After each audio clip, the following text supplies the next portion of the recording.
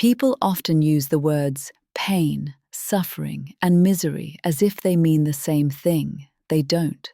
I learned this not from books, but from my own life, through two deaths that touched me very deeply, though differently. What is pain? It's the natural response to loss.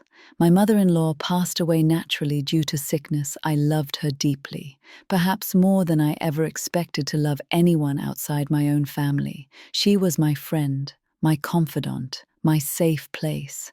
Her death caused me pain. Pain is grief that flows.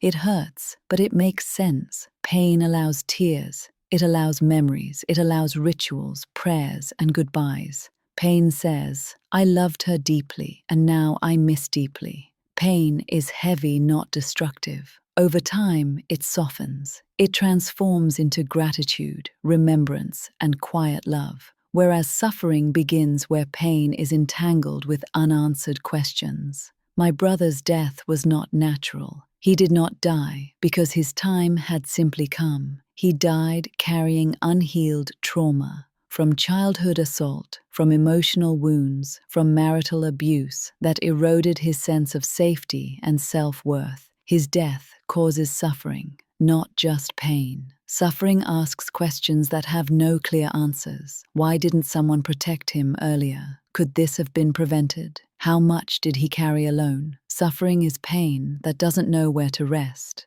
It loops, it searches, it aches for justice, understanding, and meaning. Suffering says, this should not have happened. When it comes to misery, it's not caused by death itself. Misery happens when pain and suffering are denied, silenced, or invalidated. Misery grows when trauma is minimized, abuse is ignored, the survivor is told to move on too quickly, or the dead are reduced to statistics instead of stories. Misery is when grief turns inward and becomes loneliness. Misery says, my pain is invisible. My suffering has no witness. The difference, in simple words, pain is grief that flows. Suffering is pain searching for meaning. Misery is suffering left alone. Pain can heal. Suffering can teach. But misery destroys, unless it is met with compassion and truth. What I've learned, I can grieve my mother-in-law with sadness and love.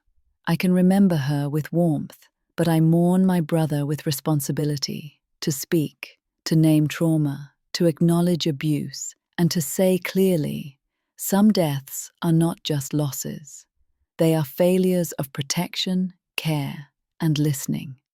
And when we understand this difference, we don't become bitter, we become more human. My requests to all the listeners here: identify what do you relate to. It's the first step to help you in healing journey. It's not easy, it's not quick, but it's possible.